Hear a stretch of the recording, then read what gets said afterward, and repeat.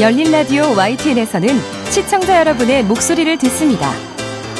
참여 신청과 의견은 유료 문자 샵 0945, 우물정 0945나 YTN 라디오 프로그램 열린 라디오 YTN 게시판을 통해 남겨주세요. 자, 이번 시간은 팩트체크 코너인데요. 뉴스톱의 송영훈 팩트체커 전화 연결돼 있습니다. 송 기자님 안녕하세요. 네, 안녕하세요. 네. 자, N번방 방지법이라고 불리는 전기통신사업법, 정보통신망법 개정안이 시행되자마자 좀 시끌시끌합니다. 검열이라는 주장이 제기됐는데요. 네. 이때 예로 든 근거가 고양이 동영상도 공유를 하면 검열이 된다. 이거 첫 순서로 준비하셨다고요? 네. 우선 고양이 동영상 공유 불가는 사실이 아닙니다. 해당 게시물 이미지를 자세히 보시면 전기통신사업법에 따라 방심위에서 불법 촬영물 등으로 심의 의결한 정보에 해당하는지 여부를 검토 중입니다. 이런 문구를 확인할 수 있습니다. 네. 이 문구는 불법 촬영물 전송 제한 조치 여부와 상관없이 이 필터링 기능이 작동하는지 그 과정에서 나타나는 겁니다. 즉 불법 촬영물인지 아닌지 식별하는 과정이 있다는 거죠. 네. 보통 이 공유하는 단말기의 성능과 공유라는 사진, 동영상의 용량에 따라서 요 필터링 작동 과정이 약 10초에서 20초까지 흘릴 수 있는데요. 이용자가 올린 영상물의 특징값과 방송통신심의위원회, 방심위가 보유한 불법 촬영물의 특징값과 같은지 이걸 비교 대조하는 데 걸리는 시간입니다. 네. 보통 한 10초 정도 후에 결과를 알 수 있었을 텐데 이걸 깊이 올려보면 고양이 동영상 검열 이미지는 누군가 좀 관심 받고 싶어서 의도적으로 좀 게시한 것처럼 보입니다. 그러면 이 고양이 동영상도 검열된다. 이건 사실이 아니네요. 네. 네. 그렇다면 어떤 게 제한되는 건가요? 네. 이 방송통신심의위원회가 기존에 심의 의결해 놓은 불법 영상물들입니다. 이 보통 대형 플랫폼에는 인공지능이 이제 피부색을 인식해서 이 성인 동영상을 가려내고 하는데요. 네. 해외에는 이런 수준이 아니고요. 현재 유통되는 영상이 기존 방심위 데이터베이스에 있는 불법 영상물과 같을 경우에 유통을 막는 단순한 필터링 기술입니다. 이렇게 화면상에 보이는 내용을 색상을 떼서 검열하는 게 아니고요. 영상에 담겨 있는 디지털 코드를 비교하는 방식으로 걸러집니다. 근데 이제 약간 IT에서 잘 알고 있는 사람이 이제 유포자가 인코딩을 다시 하거나 이걸 움직이는 사진으로 이렇게 폼을 변형해서 코드 값이 좀 변형이 되더라도 기존 영상의 특징값이 남아있기 때문에 이게 필터링 기술로 식별이 가능하다고 합니다. 네. 예, 이처럼 이런 데이터베이스에 등록된 기존 데이터와의 유사성을 식별하는 기술은 이 논문 표절이나 저작권 침해 여부를 가리기 위해서 사용되는 기술이기도 한데요. 네. 이미 국내의 많은 대형 IT 기업들이 이렇게 자체로 운영을 하고 있습니다. 네. 결국 이 N번방 방지법이라는 게 새로운 기술을 도입하는 건 아니라는 거죠. 이게 좀 오해하기 쉽게 좀 알려진 경향이 있는군요. 네. 네. 그런데 이렇게 네이버나 카카오 이런 포털 사이트에도 적용이 되다 보니까 네. 대표적인 예로 이준석 국민의힘 대표가 카톡 검열이다 이렇게까지 주장했잖아요. 네. 네. 실제로 그런가요? 네. 이것도 좀 착오가 있는데요. 일단 카카오톡의 채팅방이 여러 종류가 있죠. 네. 그 중에 이제 사전식별 대상이 되는 게 오픈 채팅방입니다. 오픈 채팅방은 누구나 이제 검색을 해서 해당되는 키워드에 채팅방에 들어갈 수 있는 건데요. 네. 일종의 인터넷 카페 같은 공간인데 이런 모두가 볼 수 있는 개방 공간에 불법 촬영물을 올렸을 경우에 이용 제한 조치가 취해진 겁니다. 네. 이번 조치는 오픈 채팅방에서 오가는 동영상, 움직이는 이미지, 움짤이라고 하는데요. 움직이는 이미지, 압축 파일에 적용되고요. 일반 채팅이나 1:1 오픈 채팅방은 포함되지 않습니다. 이 카카오톡 외에 연매출 10억 원 이상 또는 하루 평균 10만 명 이상 이용하는 인터넷 사업자에게 의무가 다 부과되는 건데요. 네. 구글, 페이스북, 트위터 같은 해외 8개 해외 인터넷 사업자 그리고 국내 포털, SNS, 인터넷 기획 방송도 약 90여 개 사업자가 포함됩니다. 네. 여기에 우리가 흔히 많이 보시는 DC 사이트나 뽐뿌, 로비앱 같은 국내 대형 인터넷 커뮤니티도 해당이 됩니다. 연매출 10억 이상, 하루 평균 10만 명 이상 이용하는 이런 인터넷 커뮤니티나 인터넷 포털 이런 곳에 적용이 되는군요. 네. 자, 이 N번방 방지법 이것이 위헌이라는 주장도 나왔거든요. 네. 모든 국민은 통신의 비밀을 침해받지 않는다는 헌법 제18조에 위반된다는 건데요. 네. 사전검열이라는 거죠. 네.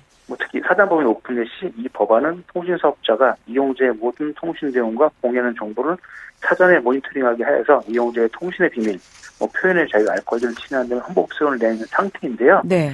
근데 이제 공기관인 방심이 공기관이죠. 네. 불법 촬영물로 지정한 것들까지 표현의 자유에 해당하는 데에 대해서는 부정적 요인이 많습니다.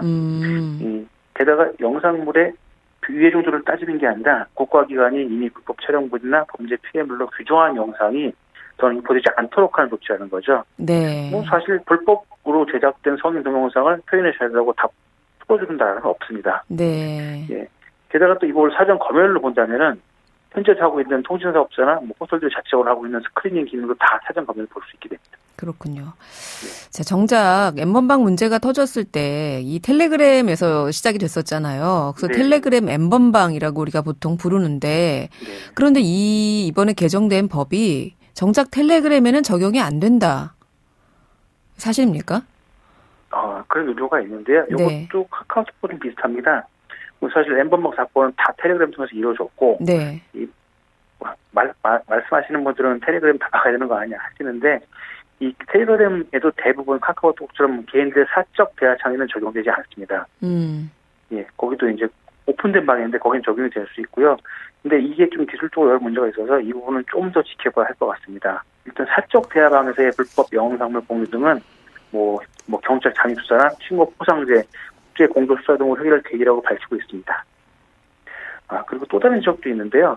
오히려 방심위에서 심의 기하지 않은 다수 촬영물들을 걸릴 수 없다는 거죠. 네. 게다가 이게 기존에 불법으로 적용된 거에 비슷할 값이 있는 거다 보니까 이 처음 나온 불법 촬영의 경우에는 찾기가 되게 어렵다고 합니다. 네.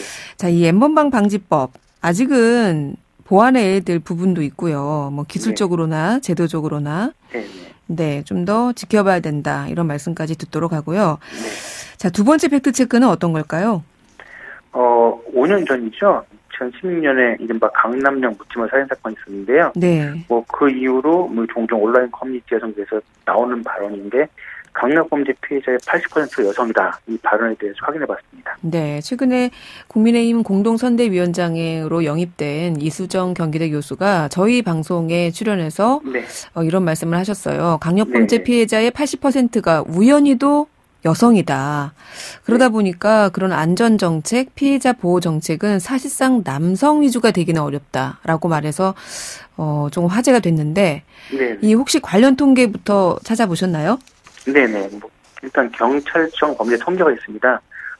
경찰청에서는 이제 살인, 강도, 성폭력, 방화를 강력범죄 규정을 하고 있는데요. 네. 이 자료는 누구나 쉽게 검색할 수 있습니다. 통계청 국가 통계 포털 홈페이지에 설명할 수 있고요. 요 국가 통계청 자료는 원출처는 경찰청 통계고요. 네. 우선 지난해 2020년 통계를 보면 전체 강력범죄 피해자는 24,332명이었습니다. 네. 이 가운데 남성이 2,821명, 여성은 21,006명, 성별 불상이 505명이었습니다. 네. 이 성별 불상을 제외하고 피해자를 남인 성별로 구분하면 남성이 11.8%, 여성이 88.2%였습니다. 그리고 작년 말고 2011년부터 작년까지 10년간 전체 통계를 보면 남성이 13.3%, 여성이 86.7% 이렇게 나왔습니다. 네. 그러면 강력범죄 피해자의 80% 이상이 여성이긴 하네요. 네, 그렇습니다. 또 다른 일을 찾아봤는데요. 한국형사정책연구원이 공개한 범죄동향 이수 통계가 있는데 네. 그 내용을 보면 2014년을 기준으로 할 때 강력범죄의 피해자는 여성이 남성에 비해 약 8배가량 많았습니다. 네. 2005년 이후 10년간 강력범죄 피해자 중 여성이 차지하는 비율은 80% 안팎을 지속적으로 유지해왔는데 2010년 이후 전체 강력범죄 건수의 증가와 함께 여성 피해자의 비율도 역시 증가하고 있다. 이렇게 분석을 했습니다. 네. 그리고 한 가지 더 특징이 있는데 연령별 비교를 통해서 20세 이하와 30세 이하의 연령층에서는 여성 피해자의 비율이 90% 이상으로 압도적으로 높게 나타나고 있는 반면 60대에서 있는 중에서는 다른 연령대에 비해서 여성 피해자 비율이 좀 훨씬 낮게 나타나고 있다. 이렇게 분석을 했고요. 결국 대체적으로 낮은 연령층일수록 여성들이 강력범죄의 피해자가 되는 경우가 높다. 할 수도 이렇게 설명을 했습니다. 그렇다면 이수정 교수의 이 강력범죄 피해자의 80%는 여성이라는 발언은 사실이네요. 네, 그렇습니다. 그런데 이제 강력범죄 피해자 통계 중에서 하나 유의미하게 볼 것은 좀 있습니다. 네, 어떤 겁니까? 네, 이게 성폭행과 강제추행 등 성폭력 범죄의 비중이 크다는 겁니다.